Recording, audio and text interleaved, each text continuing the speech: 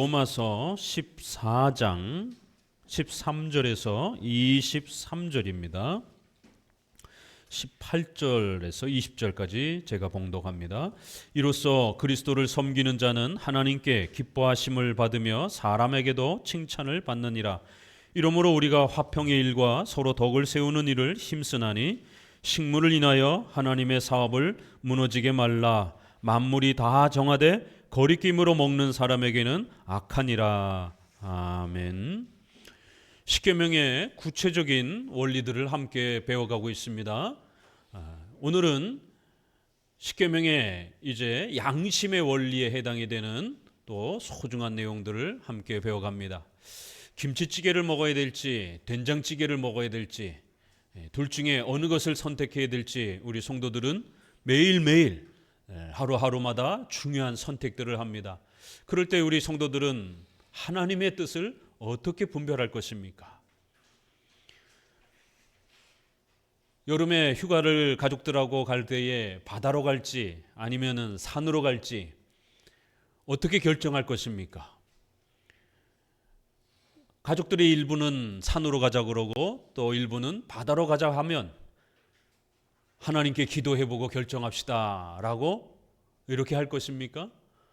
성도들은 하나님의 뜻을 어떻게 매 순간순간 우리 일상생활에 필요한 이러한 하나님의 뜻을 분별하고 또 올바르게 선택할 수 있는 것입니까?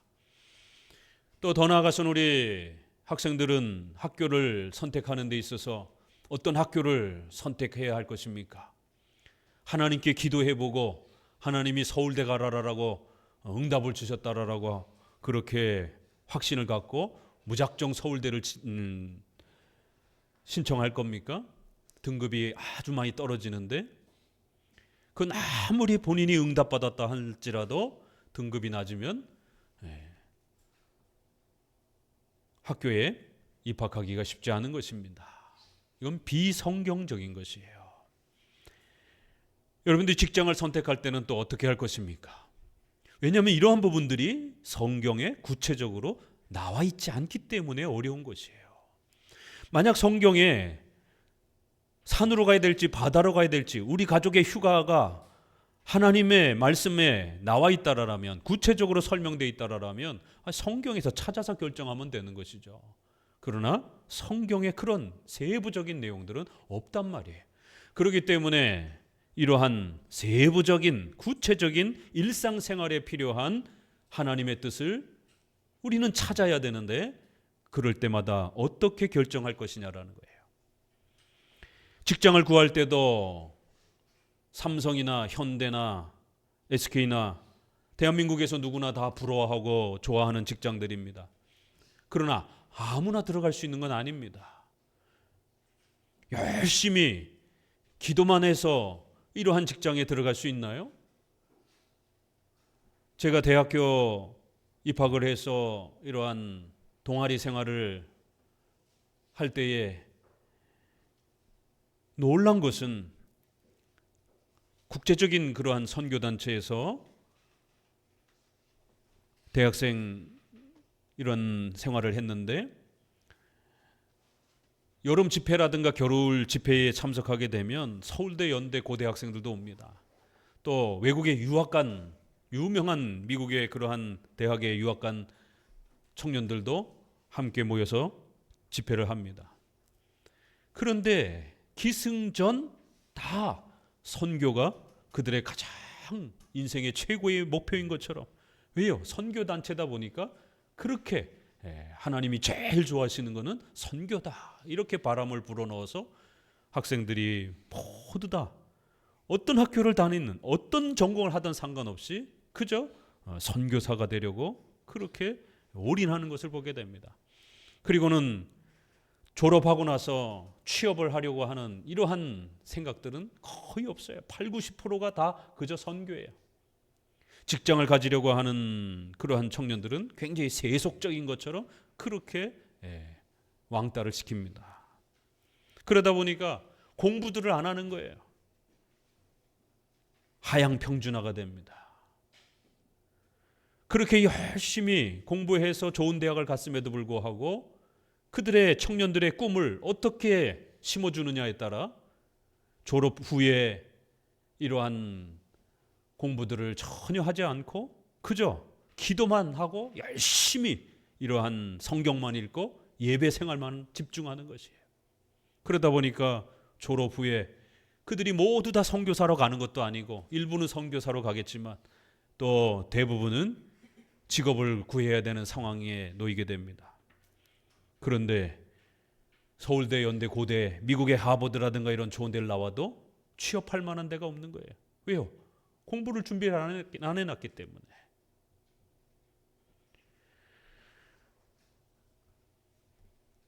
직장을 선택하는 데 있어서 이렇게 중요한 인생의 시기에 청년들이 경건주의, 이런 은사주의에 빠져서 자신의 직업에 대한 하나님의 뜻을 어떻게 구하는지를 배워본 적이 없어서 그저 기도하고 즉흥적으로 선택을 하는, 또 전혀 준비하지 않고 선택을 하게 되는, 그러다 보니까 좋은 직장은 들어가지 못하는, 우수한 국가의 이러한 고위 관료직이라든가 이런 데는 들어가지 못하는 안타까운 모습들을 20대 청년 시절에 저는 똑똑히 보았습니다. 신앙이 잘못되면 어떤 일이 벌어지는지, 설교와 가르침이 잘못되면 어떤 일이 벌어지는지, 한 청년의 인생이 완전히 밑바닥으로 추락하는 것을 보았습니다. 여호와 증인들이 군대를 가지 않는 이러한 성경 해석 때문에 호적에 빨간 줄이 올라가면서 결국 국가 고위 공무원이라든가 이러한 좋은 직장에 들어가지를 못합니다. 그래서 죄다 자영업으로 쏟아져 나오고, 옛날에 그 윤 선생이라고 하는, 뭐 지금은 좀 바뀌었다라고 하는데, 그 윤 선생이 여호와 증인들이 주로 사업을 읽었던 그러한 사업체였습니다. 근데 일반 기독교 청년들도 매한가지예요. 그저 교회에 충성하고 선교로 가는 이것만이 하나님이 기뻐하시는 것처럼 인생의 모든 것을 거기에다가 올인해서 일반 직업을 우습게 여기는, 결국 삶이 준비되어 있지 않아서 현장의 사회에 나왔을 때는 결국 일용직을 떠돌게 되는, 가난한 삶을 반복해야 되는 비참한 이러한 모습들을 보게 됩니다. 설교가 잘못되었기 때문에, 우리 기독교 윤리에 대한 기독교적 교리가 잘못되었기 때문에 이런 비참한 결과가 벌어지는 겁니다. 저는 대한민국의 최고의 청년들의 선교단체인 CCC, 예수전도단, 바로 그 두 군데를 접해봤기 때문에 한국의 이러한 대표적인 청년들의 모임들이 얼마나 심각한 어려움에 빠져 있는지를 누구보다도 뼈저리 체험을 했습니다. 내 집 마련을 할 때는 여러분 어떻습니까? 자본주의 사회 속에서 여러분들은 열심히 직장 생활을 하면서 한 푼 두 푼 모아서 집을 마련하고 또 미래를 준비하는데, 어떤 교회에 출석하니까 그 교회는 성도들로 하여금 절대로 아파트 사지 말라라고, 자가 건물을 소유하는 건 죄악이라라라고 이렇게 설교를 하는 거예요. 불로소득이다라라라고 이렇게 성도들의 투자 행위들을 아주 죄악시하는 것입니다. 결국 성도들은 집 한 칸 마련하지 못하고 월세로 사는 것을, 전세로 사는 것을 마치 하나님의 뜻인 것처럼, 아주 가난하게 사는 것을 하나님의 뜻인 것처럼 자랑스러워하면서 내 집을 가지고 있는 성도들을 조롱하고 비난하고 세속적이다라고 욕을 합니다. 그러면서 한편으로 뒤로는 또 역시 재정의 곰핍함을 고통스러워하면서 또 괴로워합니다. 한 성도의 인생을 이렇게 망가뜨릴 수 있다는 거예요. 설교가 잘못되면, 기독교 윤리에 대한 교리가 잘못되면 이런 일이 벌어진다는 거예요. 기도하고 예배하고 전도하는 것만 중요하게 여기고 성도들의 일상생활에 대한 의식주의 이러한 삶을 등한시 여기는 극단적인 이런 이원론, 이걸 경건주의라고 그렇게 말합니다. 경건만 강조하는 거예요. 은사체험만 강조하는 거예요. 그런데 지금 오늘 로마서에서는 이신칭이가 앞부분 11장에서 끝나고 난 이후에 12장부터는 계속적으로 어떻게 살 것인가, 우리 성도들은 어떻게 살아야 하나님의 뜻 안에서 살 수 있는 것인가, 하나님을 기쁘시게 할 것인가, 어떻게 해야 하나님을 영화롭게 할 수 있는 것인가, 어떻게 살아야 우리 성도들이 하나님의 은혜와 도우심을 받으면서 또 안정되게 살아갈 수 있는 것인가. 우리는 기복주의를 추구하는 건 아니지만 그렇다고 가난하게 살아가야 되는 것도 그건 성경적인 건 아닌 것이에요. 12장부터 어떻게 살아야 되는가, 어떻게 살 때에 하나님께서 그 성도들의 삶을 안정적으로 그렇게 또 살아가도록 보호하시고 지켜주시는가, 이런 생활에 대한 내용들이 반 이상 3분의 1 가까이 이제 16장까지 로마서는 성화에 대한, 생활에 대한, 윤리에 대한 이야기들이 어마어마하게 쏟아져 나오고 있습니다. 그래서 우리 장로교는 이렇게 로마서의 구조를 따라 십계명을 중심으로 성도들의 생활의 규범을 가르치는 특징이 있습니다. 오늘은 이제 양심의 원리, 십계명과 관련해서 이 양심의 원리 중에서 성도들의 개인적인 그러한 사적인 선택을 어떻게 해야 되는가에 대해서 함께 더욱 배워가도록 합니다. 자, 십계명은 크게 줄여서 4가지의 이런 핵심이 있다 그랬습니다. 십계명을 잘 배우고 적용하기 위해서는 4가지를 정확하게 분석할 줄 알아야 돼요. 첫 번째는 문자적 원리. 성경에서 해라, 그러면 하면 복을 받는 거예요. 하지 말라, 그러면 하면 안 되는 겁니다. 하지 말라라는 걸 했다가는 하나님의 무서운 징계와 책망을 받습니다. 성도들이라도 책망을 받습니다. 지옥에 떨어지는 건 아니에요. 이신칭의는 한 번 구원받으면 그건 확정적이고 영원한 것이기 때문에, 그러나 이 땅에 사는 동안 회초리와 징계를 받을 수 있다는 거예요. 구약의 이스라엘 백성들이 얼마나 혹독하게 징계를 받는가 보세요. 나라가 멸망을 하고 몇 번씩이나 포로로 붙잡혀가는 엄청난 고통을 겪습니다. 하나님 앞에 징계를 받지 않기 위해서라도 우리 성도들은 십계명을 잘 이해하고 적용해야 됩니다. 십계명과 거꾸로 살게 되면 반드시 책망과 징계를 받습니다. 십계명을 따라 살게 되면 하나님의 도우심과 복을 받습니다. 문자적 원리. 두 번째, 십계명은 10개이기 때문에 종합적으로 골고루 살펴야 된다는 것. 세 번째, 우리의 연약함 때문에, 죄 때문에 때로는 십계명을 우리가 모두 지키지 못하는 그러한 부족한 모습을 보입니다. 그래서 우선적 원리, 부득이함을 배려해야 되는 그러한 특수 상황이 벌어지게 됩니다. 그러면 뒤쪽에 있는 계명들을 조금 포기하고 앞쪽에 있는 계명들을 우선적으로 지키는 겁니다. 주일 성수와 거짓말이 부딪히게 되면 주일 성수를 해야 되는 거예요. 또 5, 6, 7 사람의 생명이 위급하게 되면 거짓말을 포기하고라도 사람의 생명을 살려야 되는 겁니다. 이렇게 우선적인 원리, 특수한 상황에 배려해야 되는 그러한 원리. 코로나 사태처럼 그렇게 성도들의 생명이 위급에 빠지게 되면 현장 예배의 부분을 조정할 수 있다는 겁니다. 예배는 현장 예배가 원칙이에요. 그러나 부득이함이 발생이 되면 다른 조치를 취해야 된다는 겁니다. 이렇게 부득이함의 원리, 우선적 원리라는 겁니다. 네 번째는 그래도 성경에 설명되지 않는 부분들은 우리 사회의 보편 도덕적 규범인 상식을 사용하는 겁니다. 이렇게 십계명의 큰 원칙, 그리고 또 한편으로는 일반 은총이라고 하는 상식이라는 것을 가지고 두 내용을 가지고 하나님의 뜻을 분별하는 것입니다. 하나는 특별 계시라고도 이렇게 표현하고 하나는 일반 계시라고도 이렇게 표현할 정도로 하나님께서는 우리의 상식적인 도덕 규범과 우리 삶의 문화와 관습이라고 하는 이런 예의 범절을 통해서 국가의 법과 질서를 통해서도 하나님 자신의 뜻을 알려주신다라는 거예요. 그건 구원과 관련된 계시는 아니지만 의식주와 관련해서 우리 성도들이 어떻게 해야 경제적인 안정을 이룰 수 있는지에 대해서 일반 계시를 통해서 가르쳐 준다라는 거예요.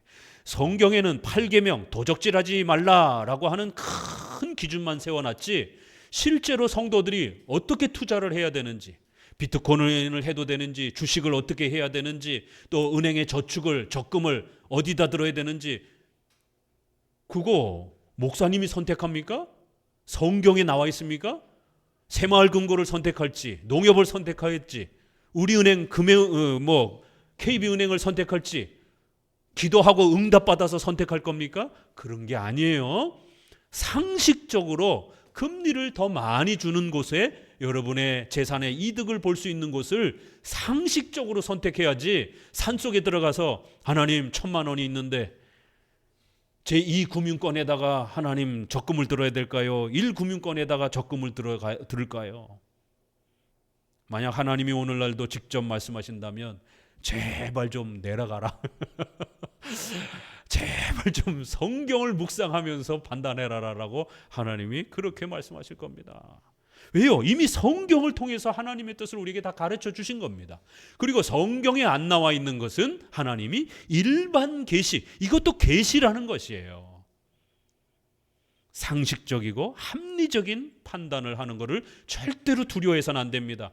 오늘날 경건주의, 순복음교회 이런 은사주의자들이 김치찌개를 먹을지 된장찌개를 먹을지 이런 사소한 이런 모든 일들을 전부 다 하나님 앞에 응답받아야 된다라고 하면서 그렇게 특별한 어떤 사인을 받는 방식으로 그렇게 미신적이고 신비주의적인 형태로 망가뜨려 놨기 때문에 오늘날 많은 성도들이 김치찌개를 먹을지 된장찌개를 먹을지를 기도하면서 결정을 하는 이런 어처구니 없는 일들이 벌어졌습니다. 내 집 마련을 할 때도 저축을 할 때도 이렇게 상식을 사용하는 것이에요.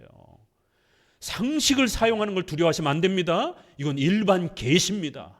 계시예요, 계시. 하나님께서 우리에게 의식주와 관련해서 하나님의 도우심을 알려주는 소중한 하나님의 뜻을 알려주는 방편이라는 겁니다.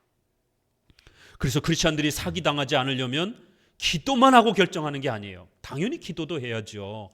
그렇지만 일반 계시를 사용해서 부동산을 얻을 때는 부동산 전문가들에게, 또 투자를 할 때는 금융 전문가들에게 이런 부분들을 잘 지도를 받아서 공부해서 그렇게 상식적으로 일반적으로 선택하셔야 됩니다. 만약 이런 상식적, 합리적, 이성적 행동을 하지 아니하면 크리스찬이라 할지라도 사기당합니다. 사기당하고 나서 하나님 왜 저에게 시험을 줍니까? 왜 제가 사기를 당했습니까? 하나님 저를 안 돌보시는 것입니까? 이렇게 원망하면 안 되는 거예요. 그건 내가 어리석어서, 내가 무지해서 사기를 당하는 겁니다. 한국 사회의 성도들이 사기 엄청나게 많이 당합니다. 실제적으로 보이스피싱이라든가 이런 것들도 성도들이 굉장히 많이 당합니다. 일반인들에 비해서. 왜요? 일반인들은 이런 것들을 당하지 않기 위해서 끊임없이 정보를 공유하고 배웁니다. 뉴스를 집중하고 열심히 요즘에 사기꾼들이 어떻게 사기치는가에 대해서 부지런히 이러한 일반 정보들을 습득합니다. 그러나 크리스찬들은 신문도 안 봐요. 뉴스도 잘 안 봐요. 오로지 그저 기도만 하고 예배만 드리면 하나님이 다 도와주시는 것처럼 이렇게 극단적인 이원론적인 삶을 산다라는 거예요. 어디 로마서가 우리의 의식주와 관련해서 더럽다라고, 아무것도 준비 안 해도 된다라고 어디 로마서가 그렇게 말합니까? 오히려 열심히 우리의 의식주와 관련해서 준비해야 한다라고, 부지런히 공부해야 한다라고 그렇게 권면하고 있는 것입니다. 자, 이 양심의 원리는 크게 공적인 것은 교회법을 통해서 결정하는 거고, 지극히 사적인 것은 여러분 가정에서 가족들이 상식적으로, 양심적으로, 합리적으로 의논해서 결정하면 되는 겁니다.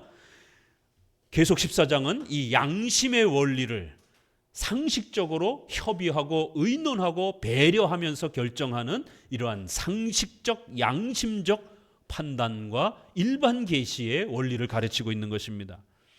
지난번에 교회법을 통한 공적인 이러한 일들을 당회가, 목사님과 장로님이 모여서 어떻게 회의하고 의논해서 결정하는지, 또 좀 더 중요한 일은 노회가, 총회가 함께 모여서 결정을 합니다. 이번 총회에서 목사님 이 은퇴 나이를 몇 살로 할 것인가, 70세에서 저희 교단은 75세로 연장이 됐습니다. 합동 측은 70세에서 73세로 연장해달라는 것을 부결되고 각 교회가 알아서 하도록 70세를 기준으로 정해놓고 나머지는 각 교회 형편에 맞게끔 알아서 결정하라라고 이렇게 거절을 했습니다. 성경에 어디 있습니까? 목사님이 은퇴를 몇 살에 해야 될지가 성경 어디에 있어요? 아무 데도 없는 거예요. 이거는 상식적으로 목사님들과 장로님들이 모여서 협의를 하는 거예요. 논의를 하는 거예요.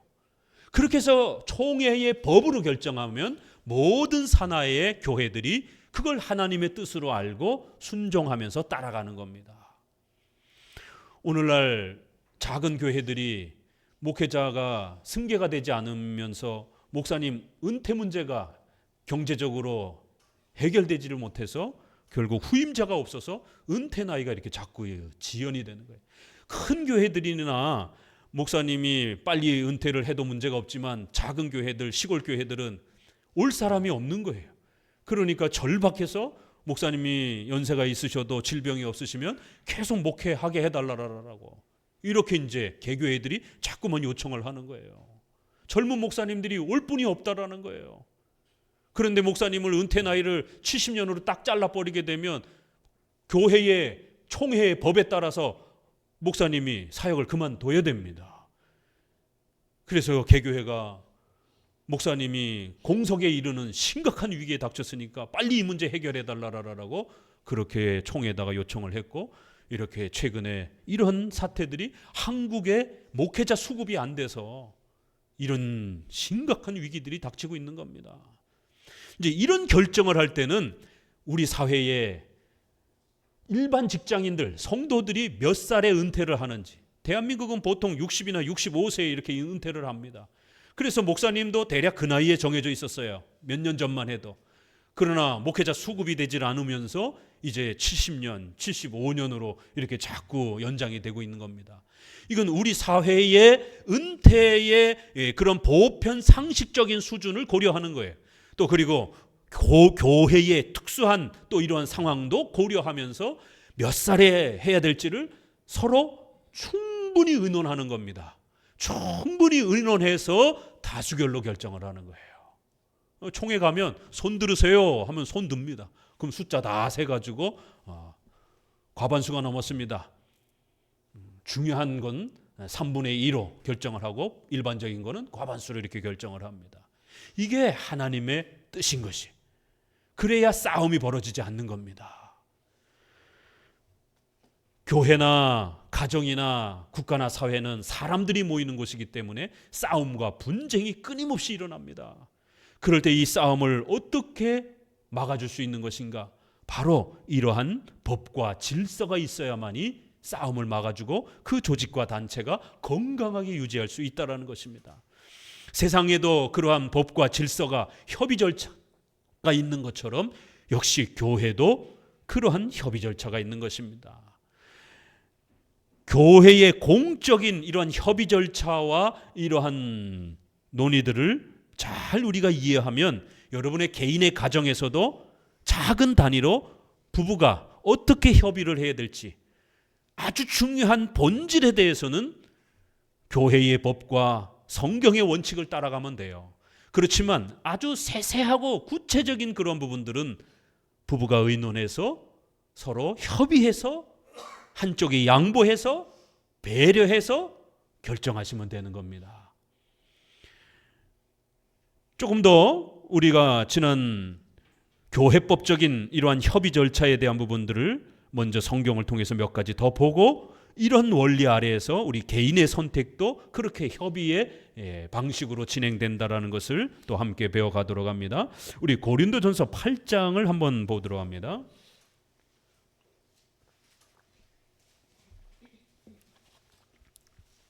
고린도전서 8장 1절을 보면은요, 여기에 똑같은 문제가 다시 또 소개가 됩니다.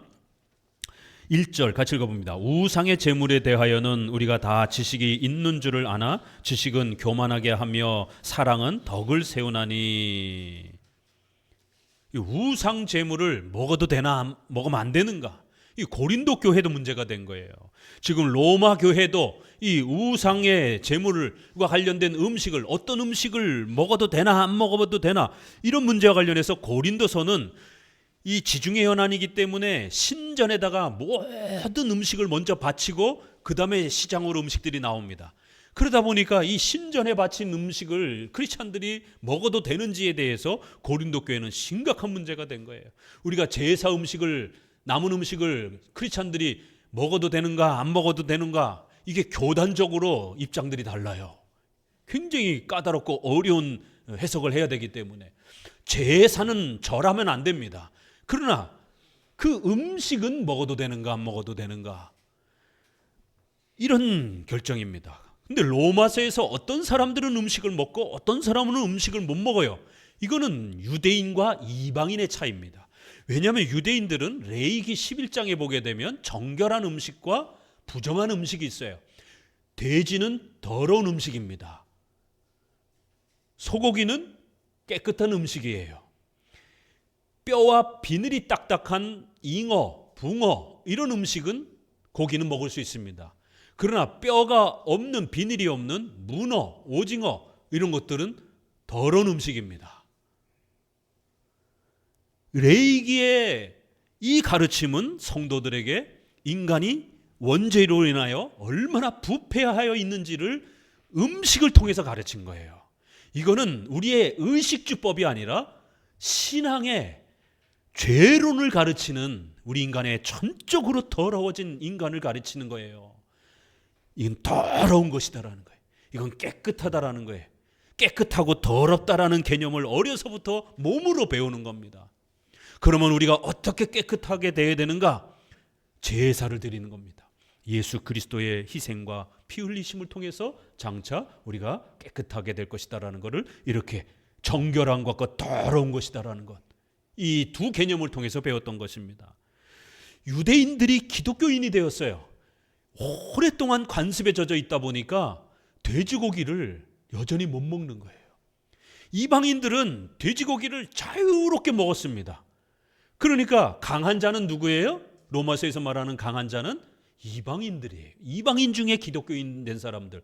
그 사람들에게는 레위기의 이러한 음식법을 사도들이 요구하지 않았습니다. 그러니까 아무렇게나 먹었어요. 그런데 유대인에서 기독교인이 된 사람들은 평생 돼지고기를 안 먹었는데, 여러분 무슬림 사람들한테 돼지고기 먹으라고 갑자기 기독교인이 됐을 때 확 갖다 들여다 보세요. 잘 못 먹습니다. 이게 오랫동안 습관이 돼 있기 때문에. 그래서 유대인 중에 기독교인 된 사람들이 돼지고기를 잘 안 먹는 거예요. 그러니까 이제 이게 싸움이 되는 겁니다. 같은 교인들끼리 어떻게 더러운 돼지고기를 먹지? 그러니까 이제 저쪽께서는 저것들은 왜 고기도 못 먹고 저렇게 쩔쩔매? 저 율법주의자들. 이쪽에서는 저 타락한 세속주의자들.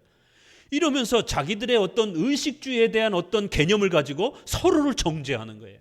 이게 오늘 한국 교회 안에도 성도들끼리 세상의 이러한 어떤 다른 문제 갖고는 별로 안 싸우는데 성경 해석 갖고 싸우는 거예요. 어떻게 하나님의 뜻이 아닌 이런 거를 행할 수가 있지, 성도가? 자기 나름대로의 기준을 갖고 있는 겁니다. 그게 모두의 기준이 아닌 자기만의 기준인 거예요. 그 기준을 가지고 자꾸만 남을 정죄하는 겁니다. 어떻게 이런 행동을 할 수가 있지? 이건 기독교인으로서 하면 안 되는데? 어떻게 기독교인으로서 이런 말을 하지? 이렇게 이거는 하면 안 되는 건데? 그러면 목사님에게 먼저 여쭤봐야죠. 목사님, 이런 행동이 옳은 겁니까? 안 옳은 겁니까? 그건 괜찮아요. 이러면 나는 안 된다고 생각을 하면서 다른 성도를 책망을 했는데, 이건 본인이 책망을 받아야 되잖아요. 그렇기 때문에 항상 조심해야 됩니다. 특별히 의식주와 관련된 이런 문제들. 삼일체, 예수님으로 구원받는 거, 이걸 갖고 누가 뭐라 그러겠어요. 이건 너무 명백한 거니까. 그런데 일상생활의 의식주와 관련된 부분에서 이런 충돌이 벌어지게 되면 교회 안에 엄청난 싸움이 벌어집니다. 목사와 목사끼리도 싸움이 벌어지고 교회와 교회끼리도 싸움이 벌어집니다. 자, 그래서 로마서에서는 같은 음식에 대한 이 문제인데 조금 달라요. 하나는 고린도 교회는 우상에게 바쳤던 음식을 먹을 건가 못 먹을 건가의 문제고, 이 로마서에서는 유대인들이 오랫동안 그 레위기에서 습관적으로 그 정결하고 또 정결하지 않은 더러운 음식을 구별했던 이 부분을 이제 성도들끼리 어떻게 이 음식을 사용해야 될 것인가, 그리고 또 날과 달과 절기, 이거 구약에서 지켰던 많은 절기들을 평생 지켜왔는데 갑자기 그만두라고 그러니까 굉장히 힘든 겁니다. 그래서 고린도서에서도 이 문제를 다시 언급하는 거예요. 양심적으로 선택하는 원리 안에서 해결해야 되지, 이걸 가지고 함부로 성경에 어디 있어 이렇게 접근하면 큰일 난다라는 겁니다. 우상의 제물에 대하여 이거를 어떻게 처리해야 되는지 먹을 수 있다라고 판단하는 이 지식이 옳은 거예요. 그런데 이 지식을 많은 교인들이, 많은 교회가 잘 갖고 있지 못하다라는 거예요.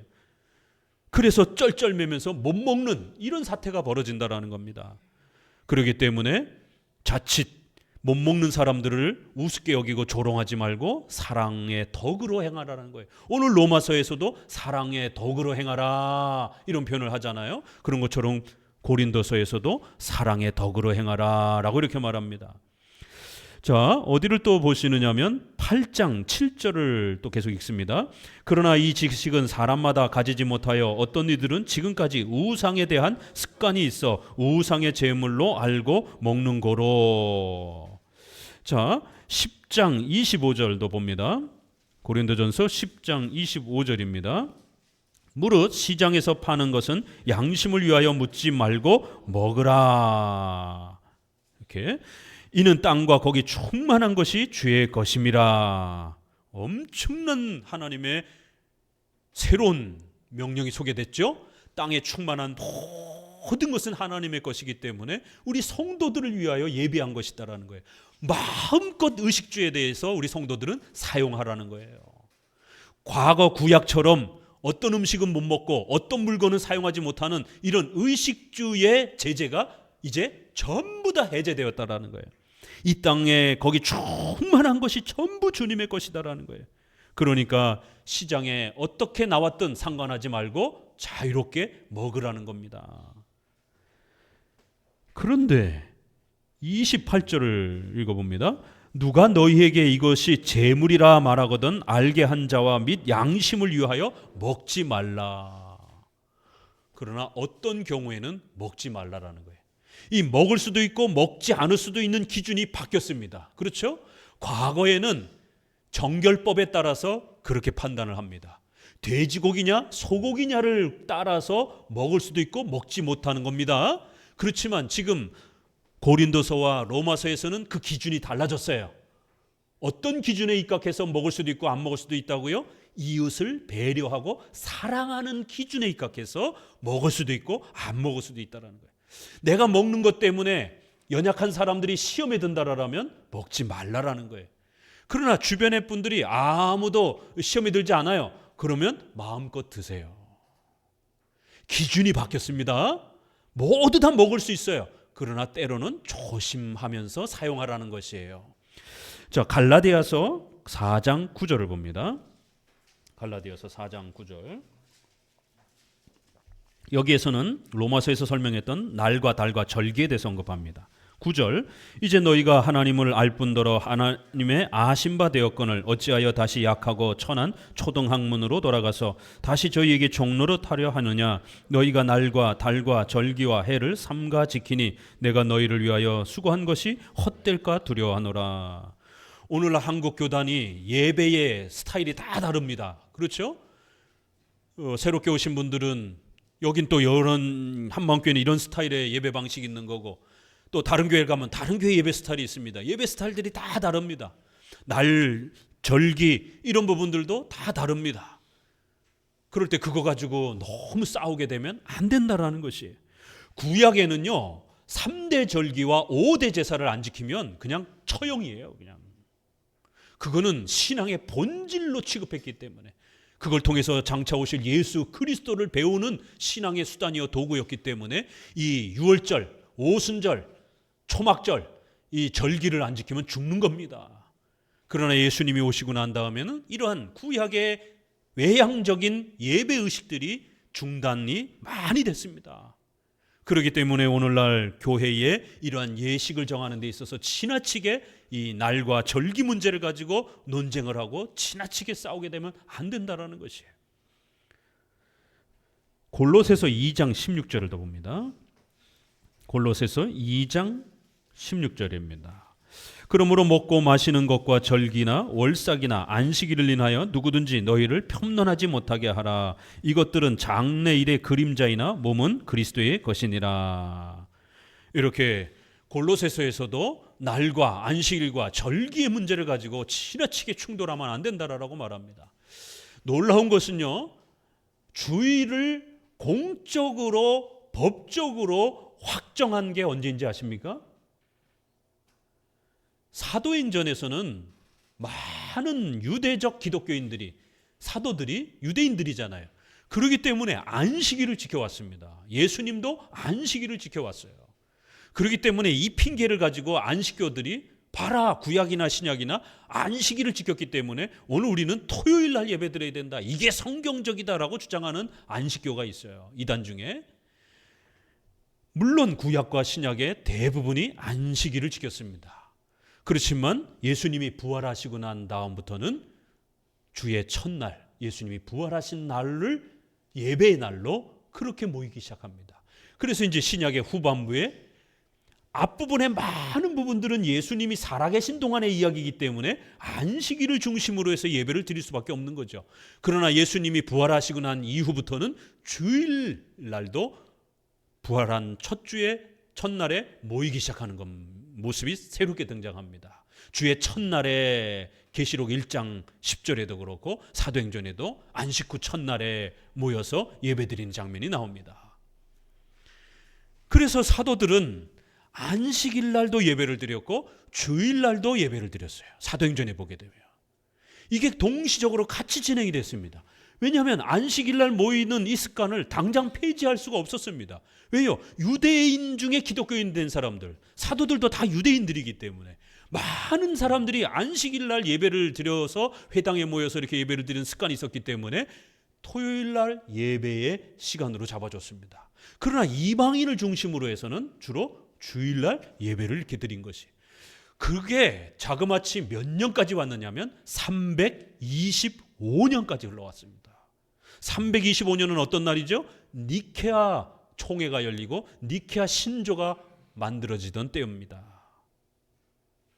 우리가 삼위일체를 확립하는 신앙 고백이 사도신경처럼 그렇게 문서로 만들어지던 유명한 총회입니다. 거기에서 교회법과 관련해서도 결정한 중요한 몇 가지가 있습니다. 더 이상 이제는 안식일을 교회의 공적인 예배의 날로 지키지 않겠다. 이제 기독교의 모든 공적인 예배의 날은 주일을만을 지켜야 된다라고 그렇게 교회법으로 확정을 해준 겁니다. 우리 웨스트민스터 신앙 고백에도 주일을 예배의 날로 그렇게 지켜야 된다라고 확정을 한 것입니다. 자, 이렇게 사도행전에서조차도 배려해 주는 거예요. 이렇게 정치와 예배와 관련해서 성경에 명시적으로 나타나지 않는 부분들은 배려해주고 협의하고 의논을 해서 결정을 하는 것이지 성경에 날짜와 시간이 있는 건 아닙니다.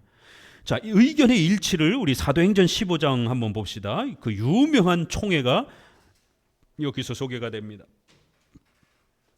바로 이런 날과 절기에 대한 문제, 또 음식에 대한 문제, 이런 다양한 주제들이 세부적이고 구체적인 일들이 벌어졌을 때 교회는 이걸 어떻게 처리해야 되는가? 사도들이 살아 계시는 동안에는 하나님이 직접 직통계시로 말씀해 주셔도 돼요. 왜냐하면 그때는 하나님이 직접 말씀해 주셨던 그런 시절이기 때문에. 그런데 놀라운 것은 사도행전 15장에 보니까 하나님이 사도들에게 직접 말씀하시질 않고 협의를 통해서, 의논을 통해서, 서로 충분하게 토론을 통해서 결정하고 그것을 모든 교회의 하나님의 법으로서 지키도록 그렇게 명령하는 것을 보게 됩니다. 자, 할례를 추가적으로 해야 된다라고 이렇게 유대인 중에서 기독교인 된 사람들을 중심으로 해서 이 할례에 대한 할례, 유월절, 이 굉장히 구약의 아주 유명한 의식법들입니다. 그러다 보니까 할례도 행해야 된다라고 이렇게 자꾸 주장을 하는 자들이 있었어요. 그리하여 엄청난 싸움이 번졌습니다. 15장 2절에 보게 되면은 바울과 바나바와 저희 사이에 적지 아니한 다툼과 변론이 일어난지라. 바울은 어떤 사람입니까? 하나님의 음성을 직접 듣던 분이에요. 그럼에도 불구하고 안디옥 교회가 이 문제가 해결되지 않아서 하나님이 응답을 안 해주시는 거예요. 침묵하고 계시는 거예요. 그러니까 어떻게 합니까?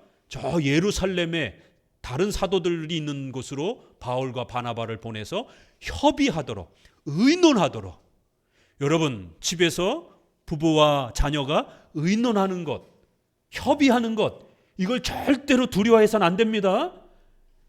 하나님께서 우리에게, 우리 가정에 어떻게 하기를 원하시는가, 아주 사적이고 개인적인 거는 이렇게 협의해서, 의논해서 결정하는 거예요. 우리 자녀들하고도 의논하고 협의하는 법을 배우셔야 됩니다. 우리 유교 문화는 이게 명령의 문화잖아요. 그냥 어른이 그냥 한마디 하면 절대로 대들면 안 되는 이런 문화예요. 그러다 보니까 토론의 문화가 약합니다. 어디 어른이 얘기하는데 대들어, 어디 말대꾸를 해. 그러나 서양은 각각의 자기 의견을 부모 자식지간 이럴지라도 열심히 토론합니다. 이 문화가 어디서 왔겠어요? 기독교에서 온 겁니다. 자식이라도 그의 인격을 존중하면서 우리 자녀들의 의견을 물어봐 주는 겁니다. 그럼 아이들은 엄청 기뻐합니다. 이게 자녀 교육과도 굉장히 연결되어 있는 우리 양심의 원리를 가족 안에서 잘 사용하게 되면 가족이 화목해집니다. 여러분, 대부분 이제 저 나이라든가 저 나이 조금 한 40대까지 정도만도 해도요, 우리 아버지는 어떤 아버지 상이에요? 훈장 선생님. 아버지 그림자도 못 받고, 아버지가 하면 안방에서 하면 꽥소리도 못 하고 아주 조용하게 아주 숨소리도 못 내는 아주 무서운 호랑이 같은 그런 아버지 상을 가지고 살았던 세대입니다. 유교 문화에서. 그러다 보니까 이 크면서 엄청난 그 상처들, 이게 부모님하고 좀 더 대화하고 싶은데, 좀 더 부모님하고 좀 이렇게 가까워지고 싶은데 이게 잘 형성이 안 되는 거예요. 왜요? 대화가 안 되기 때문에. 이게 유교 문화의 단점입니다. 그러나 성경은 이렇게 협의하고 의논하는 문화를 우리에게 가르쳐 준 거예요. 자, 사도행전 15장에 이렇게 결론이 안 나니까 예루살렘, 안디옥 주변에 있는 그런 교회 대표자들이 모여서 이 문제를 어떻게 처리할지를 이제 협의하는 겁니다. 자, 15장 5절 같이 읽어봅니다. 바리새파 중에 믿는 어떤 사람들이 일어나 말하되 이방인에게 할례 주고 모세의 율법을 지키라 명하는 것이 마땅하다 하니라. 사도와 장로들이 이 일을 의논하러 모여. 그러니까 어떤 교회 안에 중요한 주제가 논쟁이 된 겁니다. 이번 총회에도 이단의 이런 사람들을 또 분별하기도 하고, 또 여러 가지 주제들을, 우리 시대에 새롭게 등장한 여러 주제들을 의논해서 결정을 했습니다. 성경은 어디에도 없어요. 오늘 우리 시대에 등장하는 그런 문제들은, 그런 세부적이고 구체적인 문제들이 떠올랐을 때는 사도와 장로들이 이 일을 의논하려고 모였다. 이게 성도들이 전체로 모이는 건 아니에요. 그건 회중교회입니다. 민주주의 원리예요. 그러나 장로교회는 민주주의 원리가 아닙니다. 민주주의 원리가 반영된 대의 정치예요. 오늘날 국회의원 정치처럼 대의 정치, 대표들이 모여서 논의해서 결정하면 그거를 모두 함께 따라주는 그러한 대의 정치의 민주주의 형태입니다. 사도와 장로들이, 대표자들이 모여서 7절에 보면 많은 변론이 있은 후에, 성경이 얼마나 세밀합니까? 많은 논의들을 했다라는 거예요. 어느 한 사람이 토론을 독점하지 않고 모두 모여있는 대표들이 많은 변론을 한 다음에 베드로가 일어나 말하되, 그러니까 베드로도 자기 의견을 말하는 거예요. 그러자 13절에 보니까 말을 마침에 야고보가 대답하되, 야고보는 초대 교회 때에 굉장히 중요한 리더 역할을 했던 사람입니다. 베드로는 예수님과 관련했을 때 상당히 두각을 나타냈던 그러한 그 인물이지만, 베드로, 야고보, 요한 이제 이렇게 진행이 될 때에 베드로는 이제 항상 전면에 나오긴 하지만 실제로 야고보가 이러한 전체적인 그런 부분에 있어서 사도행전을 보게 되면 그런 그 회의체에 있어서 리더 역할을 많이 합니다. 여기서도 야고보도 자기 의견을 얘기하는 거예요. 내가 하나님 앞에 응답을 받았다라고 딱 강제로 명령하는 게 아니라 각자 자기 의견을 이야기하는 거예요. 그리고 나서 결론을 20절에 맺습니다. 읽어봅니다. 다만 우상의 더러운 것과 음행과 목매어 죽인 것과 피를 멀리하라고 편지하는 것이 가하니. 이렇게 네 가지 규칙을 정해준 겁니다. 우상에게 바쳤던 음식들, 또 간음과 관련되어서 사용됐던 음식들, 피를 사용하는 음식들, 목매어 죽인 그런 음식들, 이런 음식과 관련된 이런 부분들만 조심하고 그 외에 나머지는 전부 다 자유롭게 각각 알아서 선택하라라고 엄청난 자유를 준 겁니다. 요 네 가지만 특별히 이 부분이 1세기 당시에는 성도들의 이 신앙생활에 좀 문제가 발생이 될 수 있기 때문에, 유혹될 수 있기 때문에 이 부분만 좀 조심하라라고 권고한 겁니다. 자, 그리고 좀 넘기셔서 16장 4절을 읽어봅니다. 여러 성으로 다녀갈 때 예루살렘에 있는 사도와 장로들의 작정한 규례를 저희에게 주어 지키게 하니 이에 여러 교회가 믿음이 더 굳어지고 수가 날마다 더하니라. 그 규례를 예루살렘 교회만 지킨 게 아니라 안디옥 교회도 지키고 여러 지역의 각각의 그 교회들이 전부 다 그 작정한 규례, 규칙이라는 거예요. 이걸 영어로 번역하면 그냥 룰이에요. 룰. 교회법이라는 겁니다. 이렇게 공적인 그러한 사항들은 대표들이 의논을 해서 협의해서 많은 토론을 거친 다음에 법으로 정하면 그거를 모든 교회들은 하나님의 뜻인 줄 알고 따라주는 겁니다. 그래야 교회는 질서가 형성이 되는 거예요. 아, 우리 교회는 마음에 안 들어, 그거 안 따르겠어, 이래버리면 교회가 중구난방이 돼버리는 겁니다. 목사님이 각 교회를 또 통치하고 다스려 가는데 이런 부분은 우리가 이렇게 합시다 그러는데, 아, 목사님 나는 그거 마음에 안 들어요, 그건 나는 내 마음대로 하고 싶어요, 이러면 교회가 엉망진창이 되는 겁니다. 본질의 훼손이 되지 않는다라면 이 비본질에 해당이 되는 이런 많은 부분들, 의식주에 대한 부분들, 이런 교회 행정에 대한 부분들은 양심적 원리 아래서 그렇게 개교회가 선택하는 겁니다. 목사님도 설교를 할 때 양심적으로 설교하는 거예요. 이렇게 성경의 기본 원칙을, 본질을 중심으로 해서 오늘 우리 성도들에게 특별히 적용해야 되는 이런 부분들은 투자를 어떻게 해야 될 것인가? 이건 성경 어디에도 없잖아요. 그러면 목회자가 8계명을 기본으로 해서 적어도 주식이라든가 이런 합법적인 국가 경제에 있어서 법에서 합법적으로 열어놓은 모든 경제 활동은 해도 괜찮습니다. 그러나 자칫 너무 위험한 투자는 경제적 지식이 없는, 자산이 좀 적은 우리 성도들은 조금 조심하셔야 됩니다. 이건 목회자가 양심적으로 권면하는 거예요. 성경 어디에도 주식을 어떻게 사용하라는 내용 한마디도 없습니다. 이렇게 공적인 부분은 협의를 통해서 양심적으로 상식적인 부분을 잘 분별해서 그 시대의 성도들이 건강하게 덕스럽게 살아갈 수 있도록 방향을 잡아주는 것입니다. 자, 그런데 이제 의견이 충돌이 될 때는 어떻게 되는가? 15장 36절을 봅시다. 15장에는 놀라운 장면이 나오는데요. 하나는 의견이 일치가 되었을 때 하나, 그 다음에 또 다른 건 일치가 틀어졌을 때, 충돌이 일어났을 때 하나가 동시에 소개가 됩니다. 39절을 봅니다. 서로 심히 다투어 피차 갈라서니 바나바는 마가를 데리고 배 타고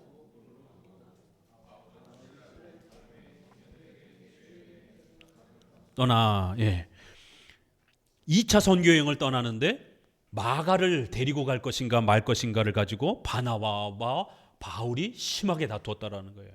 바나바가 누굽니까?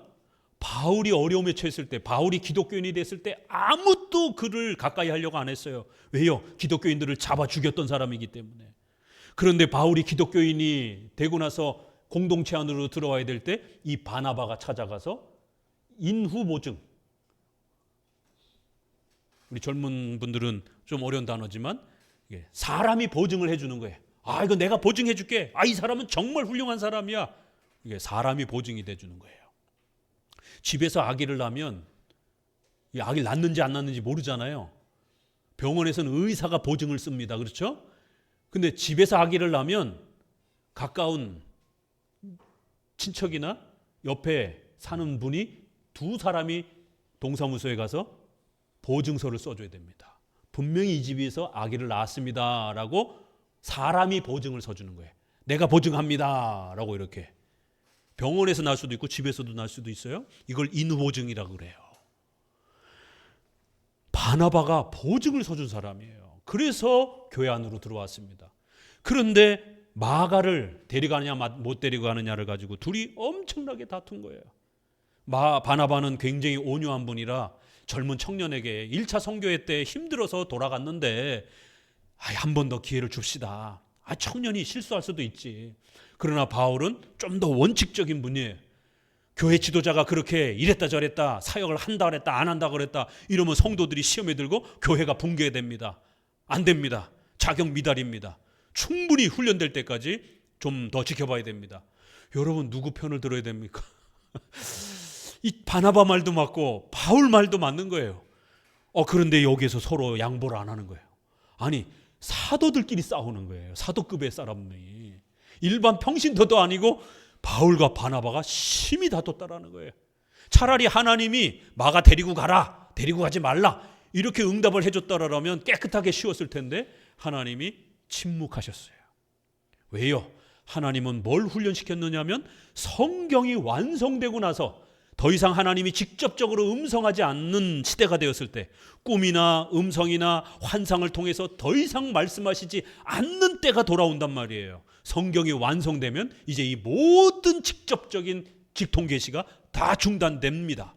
그렇기 때문에 하나님은 협의하고 의논하는 걸 통해서 하나님의 뜻을 찾는 훈련을 시켰던 겁니다. 그래서 사도들에게조차도 직접적으로 말씀하시지 아니하고 협의해봐, 의논해봐, 논의해봐, 토론해봐, 서로 양보해봐. 여기서도 바나바가 양보했으면 결론이 났어요. 바울이 양보했으면 결론이 났습니다. 그런데 어떤 이유 때문인지 서로 양보를 못했어요. 자, 이렇게 서로 양보가 안 되고 계속 충돌이 나면 어떻게 해야 돼요? 각자 자유를 줘야 됩니다. 공적인 선택, 양심의 선택도 그렇고 여러분의 부부가 개인의 가정에서 선택할 때도 뭔가 계속 충돌이 일어나요. 그런데 한쪽도 양보를 안 해요. 그럼 이게 집을 진짜 완전히 망하게 하는 전 재산을 투자해야 되고 이런 어떤 생존이 달린 문제는 심각하게 서로 고민을 해야 되지만 그렇지 않은 거에 대해서는 아내가 양보할 수도 있는 거예요. 남편이 양보할 수도 있는 거예요. 그것도 안 돼요. 그럼 어떻게 해요? 그냥 각자 자유롭게 하는 겁니다. 각자의 자유를 존중해 주는 거예요. 이렇게 장로교가 멋있습니다.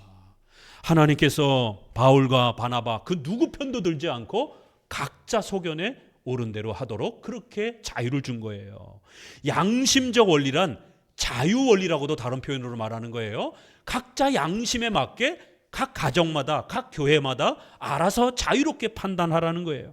하나님은 어느 편도 들지 않고 교회들도 어느 편도 들지 못했어요. 그냥 각자 자유롭게 알아서 선교하도록 그렇게 기회를 준 겁니다. 충돌이 일어날 때는 뒤로 물러서는 거예요. 우리 총회에서도 이번에 논의를 할 때 충돌이 일어나는 게 있었어요. 그러면 이건 이번에 협의가 안 되니까 1년 더 연구하고 내년에 논의합시다. 이렇게 넘기는 거예요. 여러분들도 가정에서 충돌이 일어나고 자녀들하고도 어떤 문제가 협의가 안 되잖아요. 그럼 부모가 어디요? 부모가 얘기하는데 무조건 해! 이렇게 하면 부모 자식 간에 의가 상합니다. 자녀하고 엄청난 충돌이 일어나게 되면 잠시 보류해 두세요. 자녀가 하고자 하는 대로 내버려 두세요.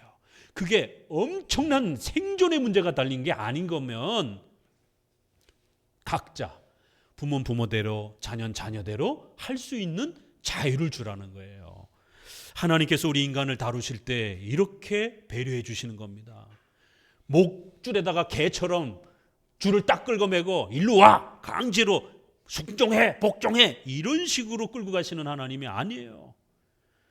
하나님의 말씀을 십계명을 주시고 순종과 복종의 자유를 우리에게 인격적으로 허락하시는 거예요.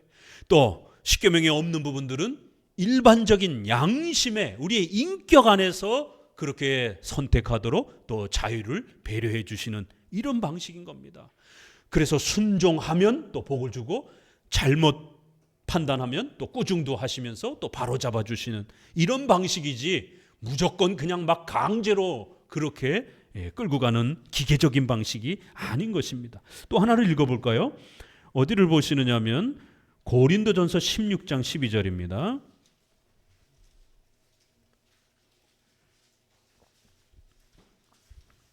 고린도전서 16장 12절입니다. 형제 아볼로에 대하여는 저더러 형제들과 함께 너희에게 가라고 내가 많이 권하되 지금은 갈 뜻이 일절 없으나 기회가 있으면 가리라. 고린도 교회가 바울이 오기를 간절히 바랬는데, 그래서 바울이 자기가 지금 급히 못 가니까 아볼로를 보내려고 했어요. 아볼로는 바울만큼 굉장히 영향력이 컸던 분입니다. 그래서 바울이 아볼로에게 권면을 했어요. 그렇지만 아볼로는 사도는 아니에요. 사도가 전체적인 리더의 위치에 있었기 때문에 아볼로는 바울의 말을 들어야 됩니다. 그런데 고린도 교회에 내가 지금 못 가니까 아볼로 당신이 좀 가십시오. 가서 좀 교회를 돌봐주십시오 라고 이렇게 권면을 했더니까 아볼로가 뭐라 그래요? 지금은 갈 뜻이 일절 없으니 기회가 있으면 나중에 가겠습니다. 성경에 이런 표현이 있어요. 이렇게 재미난 표현이 있어요. 우리가 성경을 집중해서 읽지 아니하면 이러한 표현이 있는지 못 느낍니다. 그냥 쑥 스쳐 지나가죠. 아볼로가 바울에게, 누구에게요? 사도에게, 난 지금 일절 생각이 없다라는 거예요. 난 지금 갈 생각이 전혀 없다라는 거예요. 나중에 내가 지금 스케줄이 너무 바쁘니까 내 형편이 되면 그때 내가 알아서 판단해서 그때 가겠습니다. 아니, 바울이 명령을 하는데, 바울이 권고를 하는데 안 가겠다라는 거예요. 지금 내 볼 일이 있다라는 거예요. 지금 너무 내가 지금 다른 계획이 있다라는 거예요. 그러니까 바울이 어떻게 했어요? 알았어 이러고 끝났어요. 강제로 등 떠밀지 않았습니다. 그렇습니까? 그러면은 어쩔 수가 없네요. 그러면 디모데나 디도라든가 우리 제자 중에 다른 사람을 찾아보겠습니다. 이러고 그냥 끝난 거예요. 이렇게 교회를 돌보는 이러한 중요한 사역에 있어서도 하나님이 직접 명령을 해도 되는데 명령하시지 아니하고 서로 협의를 하는 거예요. 또 위에 지도자가 아래 아볼로에게 명령을 해도 되는데 아래 사람의 의견을 충분히 또 들어주는 거예요. 형편이 어떻습니까? 갔으면 좋겠는데 지금 굉장히 바쁩니까? 알았습니다. 그러면 다음에 좀 시간을 내주세요. 이렇게 협의를 하는 것이지, 장로교회는 상회라고 해서 군대처럼 상명하복의 그런 로마 카톨릭과 같은 계급적 사제 제도가 아닙니다. 개교회가 저항할 수도 있고 개교회가 의견을 제출할 수도 있고 또 여러 협의 절차를 또 논의할 수도 있는 겁니다. 이러한 협의 개념을 장로회가 발전시킨 겁니다. 그래서 대의 정치가 근대에 와서 현대 문명의 최고의 사회제도로 그렇게 자리 잡은 거예요. 과거에는 어디 감히 협의를 합니까? 왕이나 귀족이 그냥 명령하면 그냥 무조건 해야 되는 거예요. 세금 다 뜯어갑니다. 그러나 법이라는 게 만들어졌어요. 법 아래 모두가 평등해야 된다라는 법의 개념. 그 다음에 서로 협의를 해서 대표자가 결정한다라고 하는 대의 정치 개념. 이런 협의 정치 개념. 그럴 때 국가사회가 시민의 자유가 가장 잘 보존이 되면서 국가의 질서들이 안정되더라는 거예요. 이거보다 더 뛰어난 제도가 있으면 또 발견해야 되지만 아직은 이 대의정치, 민주정치가 국가사회를 지탱하는 현대사회의 가장 건강한 제도입니다. 자유민주주의 원리라고 하는, 공산주의는 그런 제도에 비해서 훨씬 뒤떨어진다는 거죠. 시민의 자유가 없기 때문에. 그런 것처럼 이런 양심의 원리라고 하는 이 성경의 놀라운 이 방식이 결국 교회와 국가에게까지 영향을 끼쳤고 우리 가정에까지, 직장 사회까지 영향을 끼치는 거예요. 협의해서 결정하라는 거예요. 협의해서 어떤 일정한 룰, 법이 정해졌으면 회사든 국가든 가정이든 그 법을 기준으로 해서 서로 살아가는 거예요. 그래야 질서가 지켜집니다. 그러면서 그 법에 위배되지 않는 범위 내에서는 각각의 자유를 주는 거예요. 적어도 우리 크리스찬 가정들은 주일날은 절대로 다른 데 가면 안 돼. 예배 드려야 돼. 이런 것들이 각 가정의 하나의 법으로 자리 잡는 거예요. 그러면 아이들이 놀다가도 주일날은 함부로 딴 데 안 가고, 우리는 기독교 가정이니까 반드시 주일날은 예배 드려야 돼. 또 각 가정에 어떤 기준들이 있잖아요. 그렇죠? 그 기준을 벗어나지 않는 범위 내에서는 또 아이들과 협의하는 거예요. 아이들과도 의논하는 거예요. 부모지만 낮춰서 아이들하고 의논하세요. 그래야 부모 자식 지간이 훨씬 더 관계가 깊어집니다. 자, 오늘 본문으로 이제 들어오셔서요. 13절부터 함께 읽어봅니다. 그런즉 우리가 다시는 서로 판단하지 말고 도리어 부딪힐 것이나 거칠 것이나 형제 앞에 두지 아니할 것을 주의하라. 내가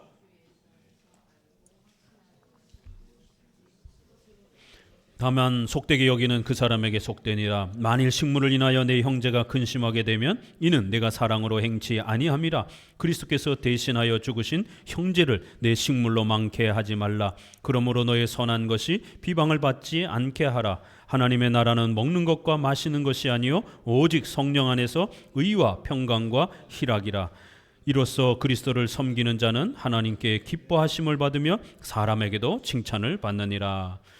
지난 설교와 계속해서 연속되는 거기 때문에 각 내용은 어렵지 않습니다. 이 기본 원칙을 잘 이해하면 똑같은 권면을 계속 반복하고 있는 거예요. 다시 결론을 내립니다. 서로 판단하지 말라라는 거예요.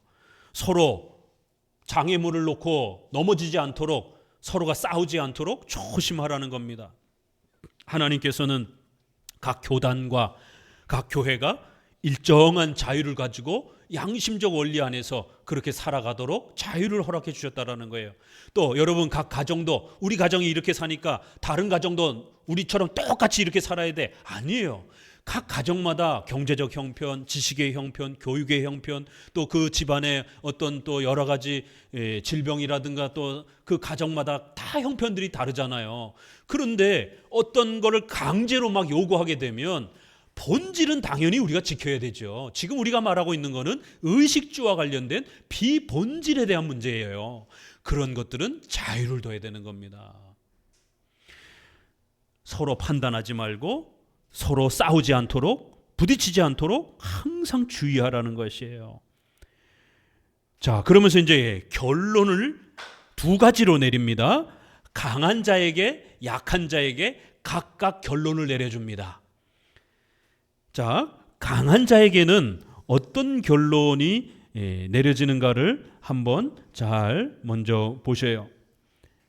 강한 자에게 결론 내려지는 것이 15절에도 보게 되면 만일 식물을 인하여 내 형제가 근심하게 되면 이는 내가 사랑으로 행치 아니하는 것이다.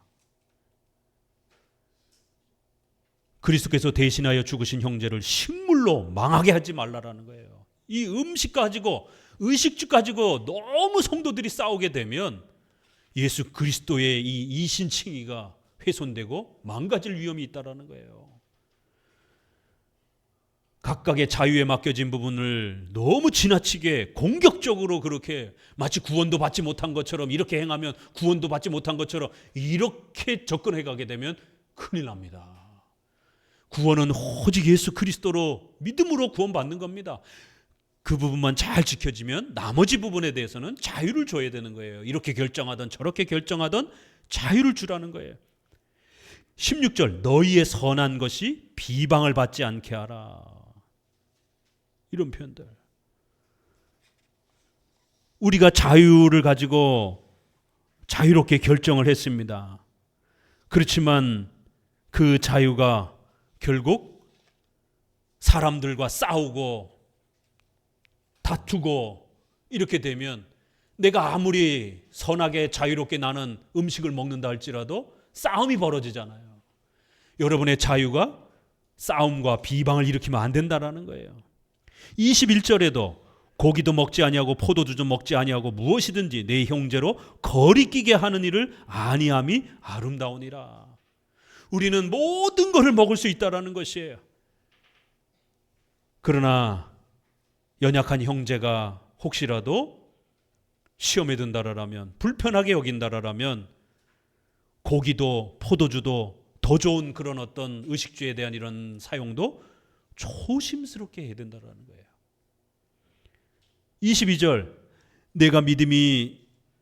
내게 있는 믿음을 하나님 앞에서 스스로 가지고 있으라. 자기의 옳다 하는 바로 자기를 책망하지 않은 자는 복이 있도다. 조금 어렵게 표현되어 있지만 다 같은 이야기입니다. 우리가 이게 옳다라고 하나님의 뜻을 선택하셨어요. 믿음으로 선택했습니다. 양심적으로 선택했어요. 그 선택을 잘 가지고 있으라는 거예요. 자기의 옳다 하는 바로 손가락질이나 비방을 받지 않고 그것이 하나님 앞에서 잘 인정을 받으면 그게 복이라는 거예요.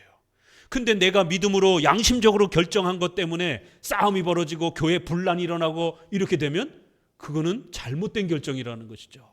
그러면 하나님 앞에서 결국 책망을 받을 수도 있게 된다라는 거예요. 내가 한 어떤 결정, 믿음으로 하나님 앞에서 양심적으로 결정한 것이 나를 책망하는 결과가 벌어질 수도 있어요. 왜요? 이웃과 싸우게 되면. 그래서 내 결정이 이웃을 좀 더 배려하는 결정인지 도와주는 결정인지 잘 살피시라는 겁니다. 항상 강한 자는 분명히 모든 걸 다 사용할 수 있습니다. 그래서 모든 걸 다 사용하라라고 또 명령합니다. 성경은. 그렇지만 항상 조심하면서 접근하셔야 된다라는 거예요.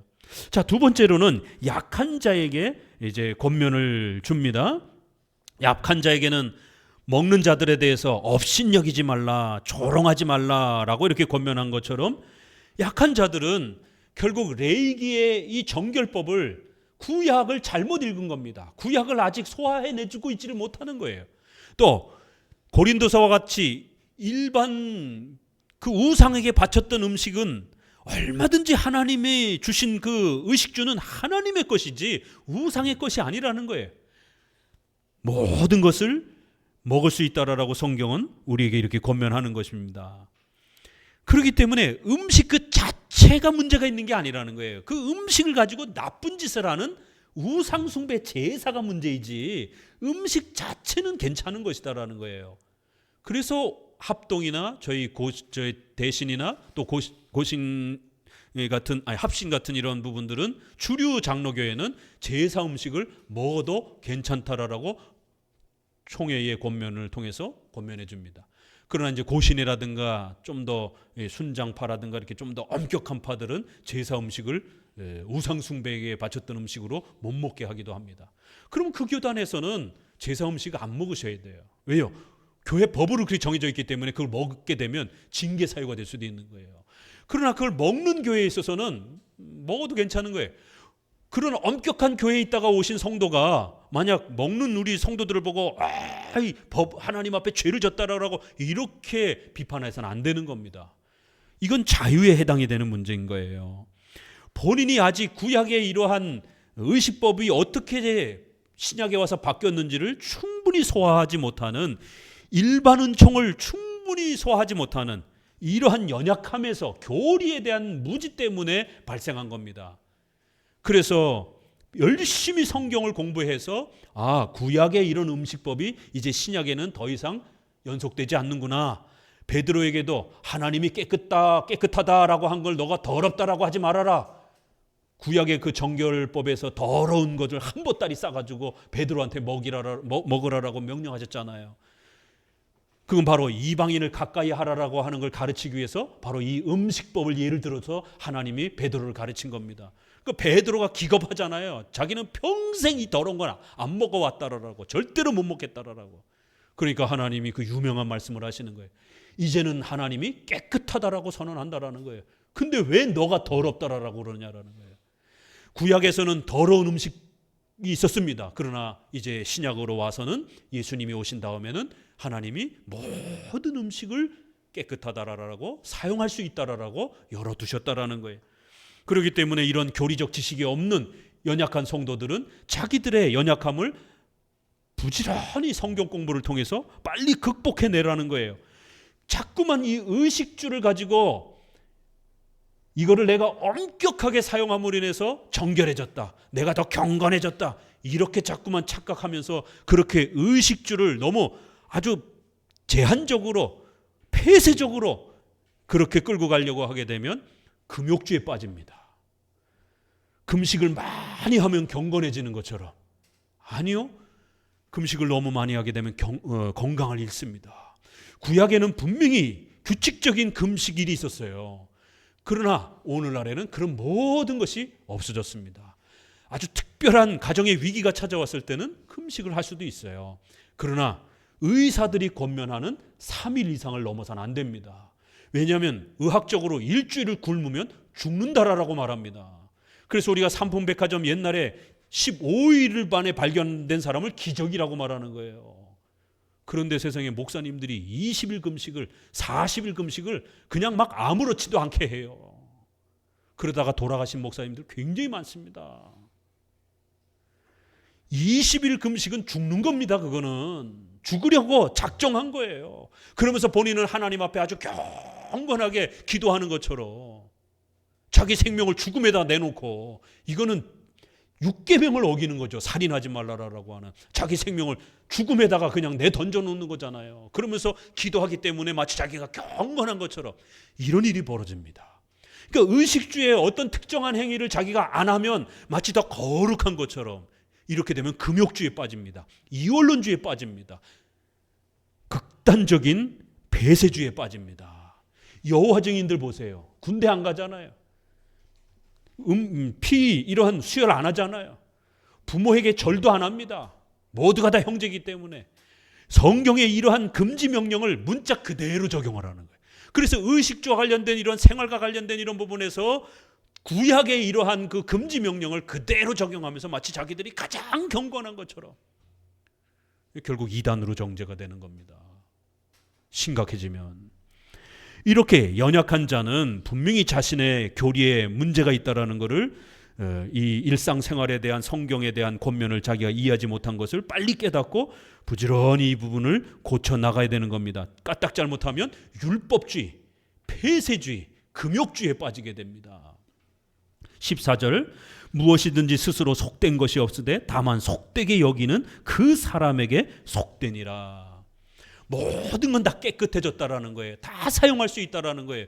그런데 어떤 성도가 의식주와 관련해서 이건 더러운 거야, 이거는 사용하면 안 돼, 이건 크리스찬이 이거는 사용하면 안 돼, 죄 짓는 거야, 이렇게 자꾸만 접근하게 되면 그건 너한테만 죄가 되는 거야. 스스로 속되게 여기는 너한테만 문제가 되는 거지 다른 사람한테는 전혀 문제가 안 돼. 이런 권면인 겁니다. 한동안 페북에 애플 창업자가 동성애를 옹호한 그러한 기업이다라고 이러면서 절대로 애플 핸드폰 사용하지 말라라고. 그러면 삼성 거는요? 삼성은 대표가 원불교 사람입니다. 유명한 그 원불교 사람이에요. 그 여러분 삼성 핸드폰도 사용하면 안 돼요. 삼성 가전제품도 사용하면 안 됩니다. 아니 그러면 우리나라 10대 기업 중에 교회 다니는 사람이 누가 있습니까? 이랜드 정도. 이랜드는 10대 기업에 들어가지도 않고. 들어가나요? 그럼 우리가 사용할 게 뭐가 있어요? 그러면 산속에 들어가서 그냥 정말 살아야죠. 이건 너무 폐쇄적인 접근이라는 겁니다. 그럼 우리는 아무것도 할 수가 없어요. 고린도서에 있는 말씀처럼 세상을 떠나 살아야 된다라고 하는 이런 권면까지, 책망까지 합니다. 그런 폐쇄적으로 접근하게 되면 이 세상을 떠나서 저 우주 속에 가서 살아라라고, 어떻게 성도들의 생활을 갖다가 그렇게 유아틱하게 이건 깨끗하고 저건 더럽고 이런 식으로 접근할 수 있느냐라고 하면서 그러한 이분법주의자들에 대해서, 흑백 논리자들에 대해서 아주 엄히 책망을 합니다. 우리 한국교회는 이 흑백 논리가 굉장히 강합니다. 유교 문화 때문에. 이 세모, 지금 이 중립에 대한 이야기를 하고 있는 겁니다. 이걸 우리가 아디아포라라고 라틴어로 말하고, 중립이라고 말하고, 자유의 선택이라고도 말하고, 이렇게 해도 되고 저렇게 해도 되는 것이다라고 말합니다. 양심적 선택이라고도 표현합니다.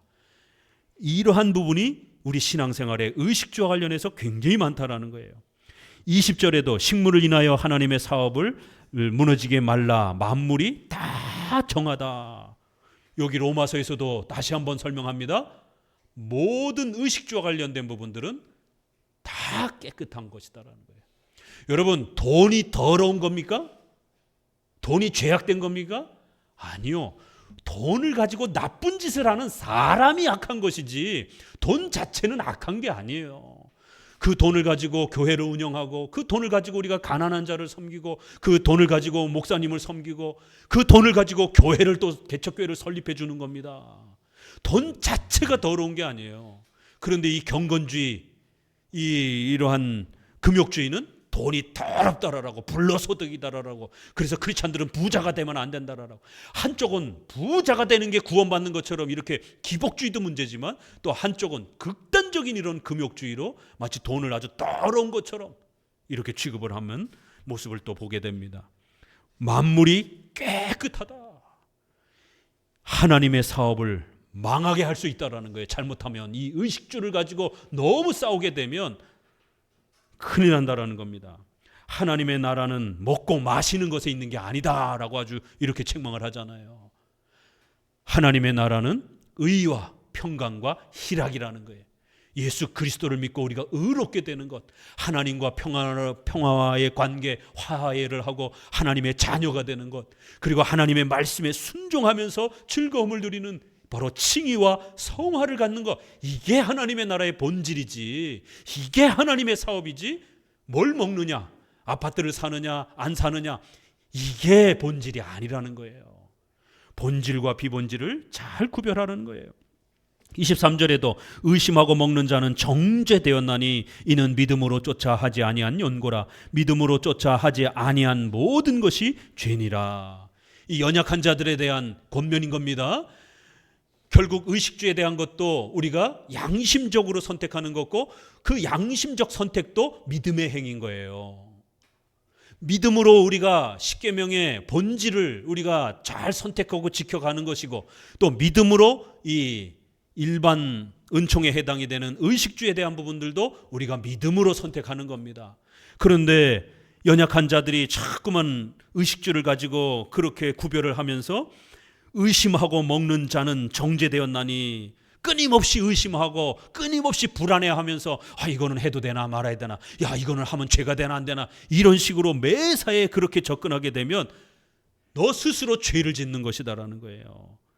결국 믿음으로 쫓아 하지 않고 결국 하나님 앞에 죄를 짓는, 너 스스로 그렇게 죄를 짓는 행위가 된 것이다라는 겁니다. 얼마든지 해도 되는 자유에 해당이 되는 것을 마치 죄인 것처럼 그렇게 끙끙끙끙 끌어안고 살게 되면 그 자체가 죄가 되는 거예요. 왜? 하나님은 자유라고 허용해 줬는데, 하나님이 베드로에게 먹어라 라고 했는데 하나님 나 안 먹습니다. 하나님이 먹으라 해도 난 절대로 안 먹습니다. 내가 옛날부터 안 먹어왔으니까. 그럼 이게 죄가 되는 거예요. 아니 하나님이 허락하셨는데 왜 못 사용합니까? 하나님이 허락했어도요, 나 옛날부터 습관이 있으니까 난 이거 안 합니다. 아니 해도 된다니까? 안 합니다. 아무리 하나님이 하라 해도 난 안 할 겁니다. 이는 불순종의 문제가 되는 겁니다. 이게. 그래서 믿음을 배반하는 행위가 되는 거예요. 그래서 마지막에는 이렇게 연약한 자들에게 향하여 너희가 경건한 것처럼 그렇게 겉으로 의식주를 사용하면서 그렇게 아주 경건하게 행동하는 것처럼 보여지지만 오히려 그 행위가 불신앙이 될 수도 있다는 거예요. 하나님이 허락하신 자유를 사용하지 않고 거부하는 것도 불순종이요, 불신앙에 해당이 될 수 있는 것이다라는 겁니다. 그렇기 때문에 우리 성도들은 오늘 이제 로마서 말씀을 따라서 모든 의식주들은 우리에게 얼마든지 사용할 수 있는 자유가 열려진 겁니다. 그러나 그 의식주를 우리 형편에 맞게, 또 우리 이웃에 또 배려를 해가면서 이웃이 불편하지 않도록 그렇게 고려해가면서 선택하면 양심적으로 잘 선택할 수 있는 것입니다. 자, 우리 주보를 한번 봅시다. 주보에 있는 부분을 읽어드리면서 마치도록 합니다.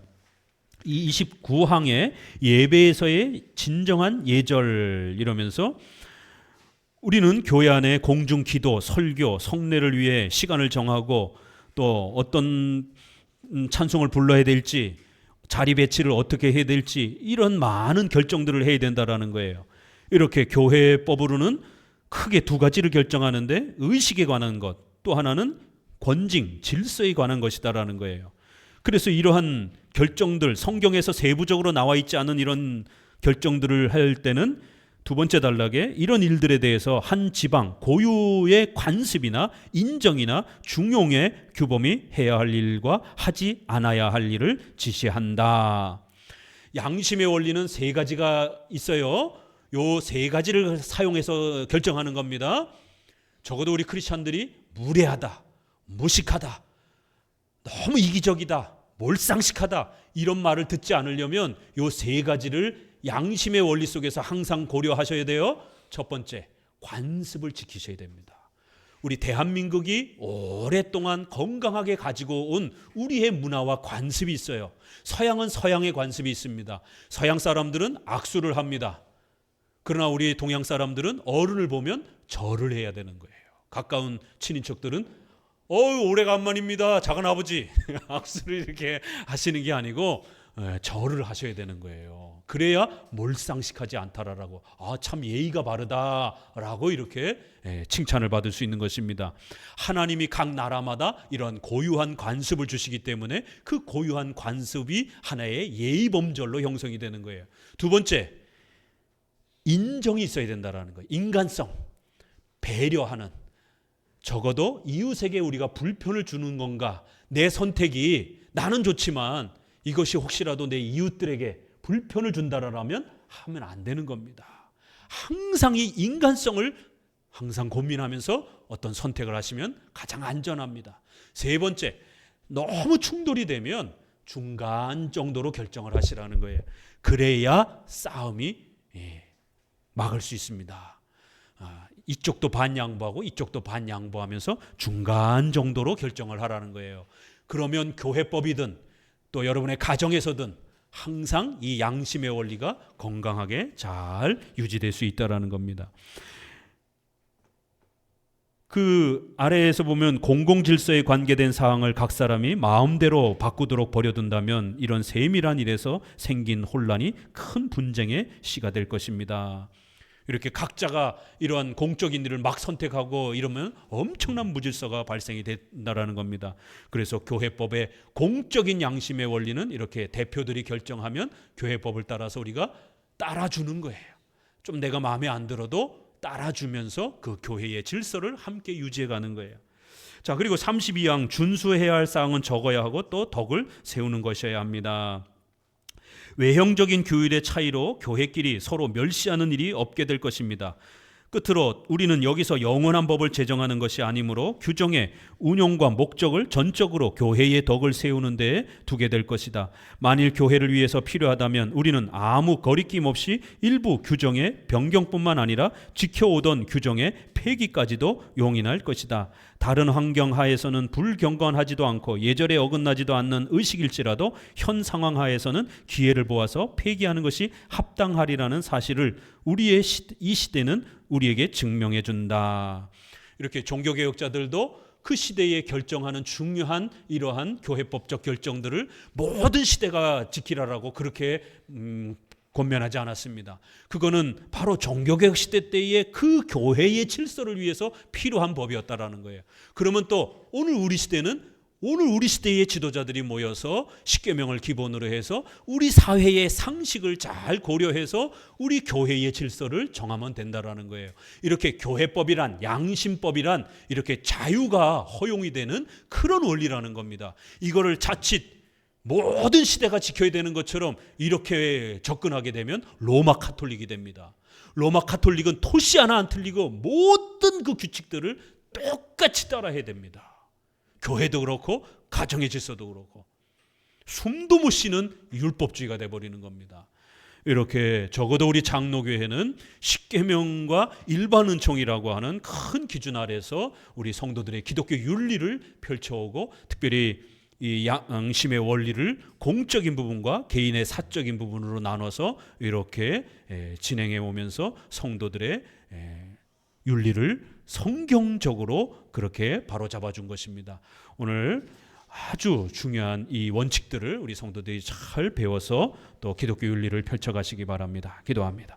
하나님 감사합니다.